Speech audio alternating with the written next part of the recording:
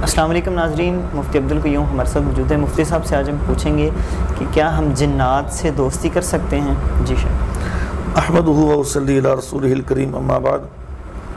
محترم اویس بھائی، جنات ایک الگ مخلوق ہے، انسان ایک الگ مخلوق ہے۔ اللہ تعالیٰ نے دونوں مخلوقوں کو اپنی عبادت کے لیے پیدا کی ہے، وما خلقت الجن والانس الا لیعبدون۔ اب ان دونوں مخلوقات کا اپنا اپنا ایک نظام ہے افزائش کا، یا ان کے رہنے سہنے کا الگ الگ ان کا ایک اپنا نظام ہے۔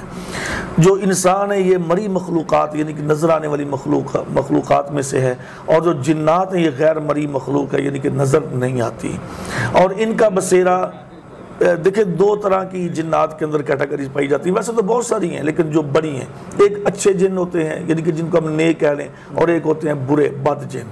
جو نیک ہیں ان کا ٹھکانہ مساجد، مدارس اور اچھی جگہ ہوتی ہیں، لیکن جو برے بد جن ہیں عموماً اکثریت ان کی جو نا وہ برے جنوں کی ہے، اور ان کا ٹھکانہ ہمیشہ گندگی، اجاڑ، کھنڈرات ایسی جگہ ہوتی ہیں۔ اسی لیے نبی صلی اللہ علیہ وسلم نے فرمایا کہ جب تم بیت الخلاء میں داخل ہوتے ہو تو اللہم انی اعوذ بک من الخبث والخبائث، یہ تمہیں دعا پڑھنی چاہیے۔ اور جو ہم نے پہلے ایک بات کی تھی کہ اپنے گھروں کو کیسے محفوظ کیا جائے، تو اس کے اندر یہ بھی چیز بھی ایڈ کر لینی چاہیے کہ اپنے بچوں کو یہ دعا سکھلانی چاہیے، تاکہ جب بھی بیت الخلاء میں داخل ہوں تو یہ دعا پڑھیں، تاکہ وہ ان خبیث جنوں اور جنوں سے وہ محفوظ رہیں۔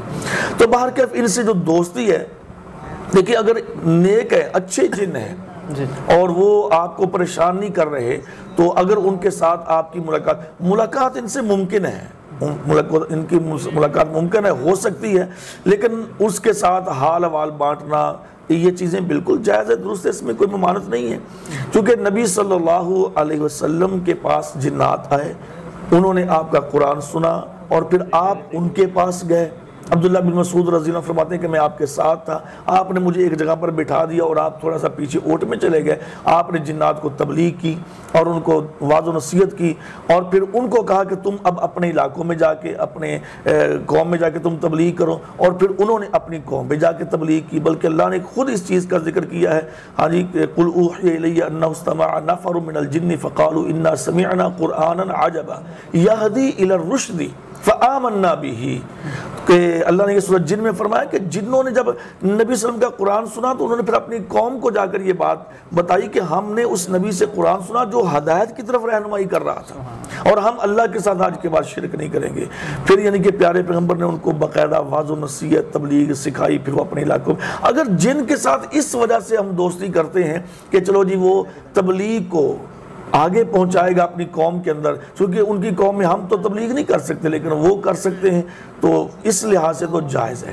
لیکن اگر کوئی ان سے غلط کام کروانا چاہتا ہے، ہاں جی، ان سے چوری یا ان سے کسی کی چیز چرانا چاہتا ہے یا کسی کو دکھ یا نقصان پہنچانا چاہتا ہے، تو یہ بالکل حرام ہے، یہ ناجائز ہے۔